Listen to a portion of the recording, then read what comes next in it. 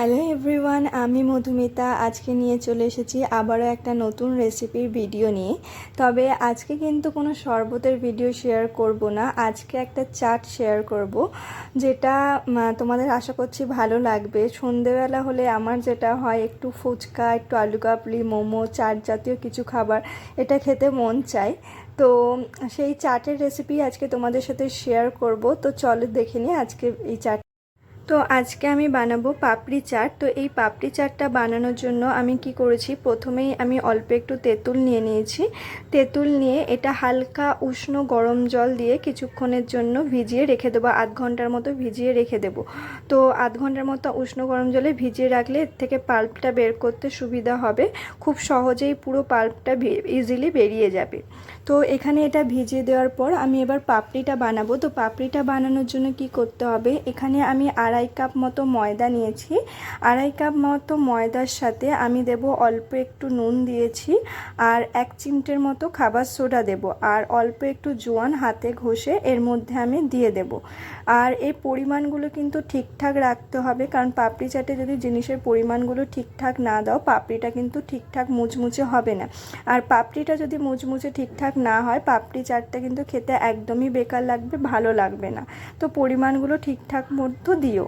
আর এগুলোর সাথে আমি যেটা দিয়েছি, এখানে 3 চামচ মতো সাদা তেল ব্যবহার করেছি। ব্যাস এই 4টে উপকরণ দিয়েই পাপড়ি চাটটা হয়ে যাবে। তো এই উপকরণগুলো দিয়ে আমি এগুলোকে ভালোভাবে শুকনো অবস্থায় মিক্স করে নেব। তো মিক্স করে নিয়ে এখানে অল্প অল্প জল দিয়ে আমি এই ময়দার ডোটা বানিয়ে নেব। আর মাখার সময় কিন্তু আমরা গরম জল বা কোনো ফ্রিজের ঠান্ডা জল দিয়ে মাখবো না, রুম টেম্পারেচার যে জলটা হয় সেই জলটা দিয়ে আমাকে এটা মাখতে হবে। আর মাখার সময় খেয়াল রাখবো যাতে এটা ময়দা মাখাটা যেন খুব বেশি হার্ড না হয়ে যায়, শক্ত না হয়ে যায়, আর বা খুব বেশি নরমও যাতে না হয়। আমরা লুচি বা রুটি করার জন্য নর্মালি যেটা হালকা নরম হালকা শক্ত টাইপের করে রাখি, মানে যেরকম আমরা রেগুলার বেসে করে থাকি সেরকম বানাবো। তো এটা মেখে 5-10 মিনিট মতো রেখে দিতে হবে। খুব বেশি রুটি করার মতো এখানে আমি 7খানা মতো লেচি হয়ে গেছিলো, 7টা লেচি করে নিয়েছি। করে এরকমভাবে আমি এগুলো গোল গোল করে বেলে নিয়েছি। আর খুব বেশি মোটা রাখবো না, তাহলে কিন্তু পাপড়িটা খুব একটা ক্রাঞ্চি হবে না, পাতলার ওপরেই রাখবো। তো এরকম বড়োভাবে বেলে নিয়ে আমি একটা ঢাকনার সাহায্যে এরকম গোল গোল করে কেটে নিয়েছি। তোমরা চাইলে ছোট ছোট লেচি করেও একটা একটা করেও বেলতে পারো, অসুবিধা নেই। আর একটা জিনিস আমি ভিডিওতে দেখাতে ভুলে গেছিলাম, সেটা হচ্ছে পাপড়িগুলো মানে এইভাবে পুরো লেচিটা বেলার পর একটা কাঁটা চামচ বা ছুরির সাহায্যে গর্ত গর্ত মতো করে দেব, নাহলে কিন্তু পাপড়িটা পাপড়ির মতো হবে না, ফুচকার মতো ফুলে যাবে। তো ওটা কিন্তু তোমরা মনে করে নিও। আচ্ছা, তো এইভাবে গোল গোল করে কেটে নেওয়ার পর তেলটা যখন হালকা গরম হবে, খুব বেশি গরম করবো না, হালকা গরম অবস্থায় এখানে এই পাপড়িগুলো দিয়ে দেবো এবং খুবই হালকা আঁচে ভাজবো, জোর আঁচে কিন্তু আমরা ভাজবো না। তো এইভাবে করলে পাপড়িগুলো লাল লাল করে হালকা ভেজে তুলে নেব। তো তুলে নেওয়ার পর এরপর আমরা করব যেটা হচ্ছে, আমরা পাপড়ি চাটে যে চাটনিটা বানাবো সেইটা বানাতে চলেছি। তো আগেই তোমাদের বলেছি, এখানে আমি গরম জল দিয়ে তেঁতুলটা ভিজিয়ে রেখে দিয়েছিলাম। তেঁতুলটা ভিজে যাওয়ার পর ওর থেকে আমি ভালোভাবে চটকে পাল্পটা বের করে নিয়েছি।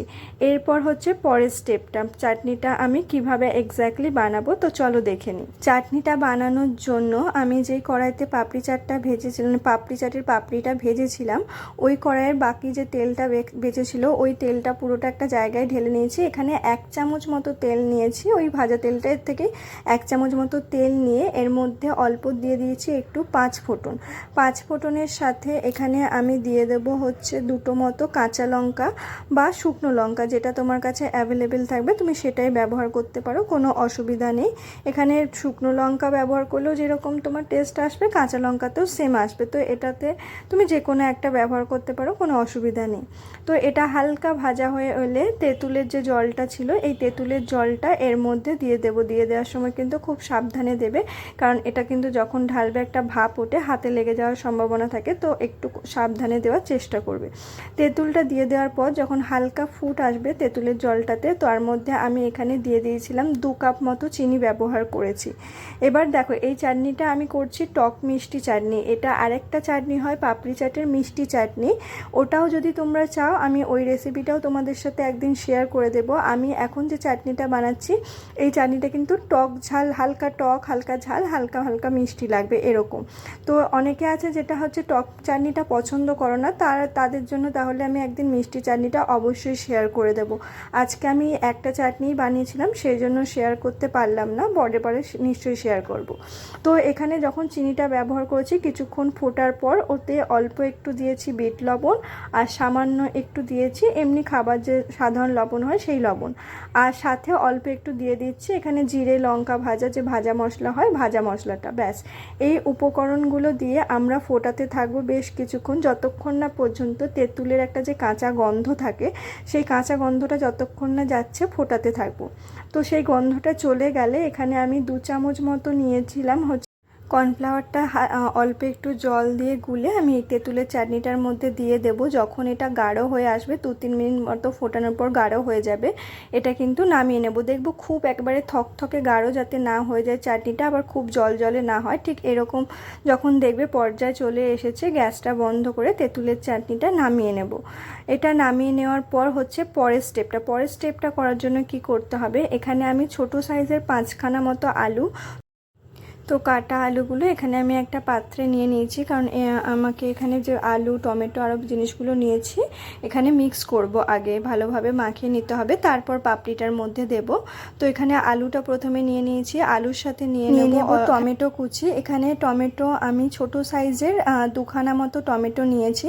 এবার অনেকে আমি দেখেছি কাঁচা টমেটোটা খেতে খুব একটা ভালোবাসে না, তো যারা খুব একটা কাঁচা টমেটো খেতে ভালোবাসো না তারা চাইলে শসাও ব্যবহার করতে পারো, কোনো অসুবিধা নেই। আর এখানে আর নিয়েছি অল্প একটু ধনেপাতা কুচি আর খুব অল্প একটু কাঁচা লঙ্কা কুচি নিয়ে নিয়েছি। চাটে কিন্তু ধনেপাতা কাঁচা লঙ্কা কুচিটা না পড়লে ঠিক ভালো লাগে না, ঠিক সেই টেস্টটা আসে না বলে আমার মনে হয়। তো কাঁচা লঙ্কা ধনেপাতাটা কিন্তু অবশ্যই দিও। তো এই উপকরণগুলোর সাথে আগে থেকে যে তেঁতুলের চাটনিটা বানিয়ে রেখেছিলাম এই চাটনিটা দিয়ে ভালোভাবে মিক্স করে নেব। তবে চাটনিটা কিন্তু ঠান্ডা হওয়ার পরেই এইটার মধ্যে দিয়ে মাখাবো, চাটনিটা গরম অবস্থায় দিয়ে কিন্তু মাখাবো না, তাহলে ভালো লাগবে না। চাটনিটা দেখবে আগে থেকে করে নিও, ঠান্ডা হয়ে যাওয়ার পর মাখিও। তো এই চাটনিটা দিয়ে মাখানোর পর আমার মনে হচ্ছিল একটু নুনটা কম আছে, তো হালকা একটু বিট লবণ এখানে আমি দিয়ে দিয়েছি। চাটনিটা যেহেতু নুন ব্যবহার করেছি তো তোমরা দেখে নেবে, চাটনিটা যদি নুন দিয়ে যেহেতু করেছো চাটে মাখানোর সময় আলুতে নুনের প্রয়োজন নাও হতে পারে, যদি একবার টেস্ট করে নিও প্রয়োজন হয় অল্প একটু নুন দিয়ে দিও টেস্ট অনুযায়ী। তো এখানে মাখিয়ে নেওয়ার পর পাপড়ি যেগুলো বানিয়ে রেখেছিলাম আর তেঁতুলের চাটনি যেটা বানিয়ে রেখেছিলাম এর মধ্যে এরকমভাবে হালকা হালকা করে ডুবিয়ে নেব। ডুবিয়ে নিয়ে এর মধ্যে প্লেটের মধ্যে আমরা এগুলো সাজিয়ে নেব, একটা একটা করে সুন্দর করে সাজিয়ে নিতে হবে। তো এখানে আমি প্লেটে ধরবে 10 এখানে বোধহয় 7-8টার মতো পাপড়ি এইভাবে আমি নিয়ে সাজিয়ে নিয়েছি। নিয়ে এর মধ্যে আগে থেকে যে আলুটা আমরা একটু আগে মেখেছিলাম চাটনিটা দিয়ে, ওই আলুগুলো মাখাটা আমরা কি করব পাপড়ির একটা পাপড়ির ওপরে এভাবে করে আমরা দিয়ে দেব। তো দিয়ে দেওয়ার পর হচ্ছে আমরা আরেকটা জিনিস যেটা আমাদের লাগবে সেটা হচ্ছে টক দই। টক দইটা আমি কি করেছি আগে থেকে একটা গ্লাসে ঢেলে নিয়েছিলাম, ঢেলে নিয়ে ওটাকে চামচের সাহায্যে ভালোভাবে ফেটিয়ে নিয়েছিলাম। ডাইরেক্ট চাইলেও তুমি দিয়ে দিতে পারো, বাট ফেটিয়ে নিলে একটু ক্রিমি ভাবটা বেশি হয়, ওটা বেশি ভালো লাগে। আর ডাইরেক্টও প্যাকেট থেকে কেটে দিতে পারো, অসুবিধা কিছু নেই। তো এখানে আমি টক দইটা আগে থেকে একটা গ্লাসে ঢেলে নিয়ে ফেটিয়ে নিয়েছিলাম। আলুটা এখানে পাপড়িগুলোর ওপর দিয়ে দেওয়ার পর ওপর থেকে আমি দিয়ে দেব টক দইটা অল্প পরিমাণ করে, মানে অল্প অল্প করে দিয়ে দিতে হবে, খুব এক গাদা দই দেবো না, তাহলে কিন্তু ভালো লাগবে না। বেশি টক টক লাগবে তখন খেতে খুব একটা ভালো লাগবে না, যেহেতু চাটনিটা আমি টক মিষ্টি বানিয়েছি। তো এখানে যদি তুমি কি করো দইটা বেশি পরিমাণ দাও এটা কিন্তু চাটটা খুব বেশি টক হয়ে যাবে, ভালো লাগবে না। তুমি যদি মিষ্টি চাটনিটা বানাও সেক্ষেত্রে দইটা বেশি দিলে খারাপ লাগবে না, ভালো লাগবে, বাট এখানে খুব বেশি টক দইটা দিও না। টক দইটা দেওয়ার পর তোমার যদি মনে হয় ইচ্ছে হয় যে তেঁতুল চাটনিটা বানিয়েছিলে ওটা ওপর থেকে আরেকবার ছড়িয়ে দিতে পারো, ভালো ভালো লাগবে। তো দেওয়ার পর এখানে আমি ধনেপাতা দিয়ে একটু গার্নিশিং করে নিয়েছি আর ছড়িয়ে দেব অল্প একটু ঝুরি ভাজা। ব্যাস এগুলো দিলেই আমাদের পাপড়ি চাট কিন্তু একদম রেডি হয়ে যাবে খাওয়ার জন্য। তো আজকে পাপড়ি চাটের রেসিপিটা যদি ভালো লেগে থাকে অবশ্যই একটা লাইক করে দিও। আর আজকে আরেকটা জিনিস যেটা বলবো, আজকে কিন্তু যে এই পাপড়ি চাটের ভিডিওটা লাইক কমেন্ট আর শেয়ার করবে তাকে কিন্তু আমি এই পাপড়ি চাটটা অবশ্যই নিজে হাতে বানিয়ে খাওয়াবো। তো thank you so much once again for watching my video. অনেক অনেক আশা রইল তোমাদের সকলের কাছ থেকে। এখনকার জন্য এই পর্যন্তই রইল। Tata bye bye. আবারও দেখা হবে নতুন নতুন ভিডিও নিয়ে, নতুন নতুন ব্লগ নিয়ে। Thank you so much for watching my video.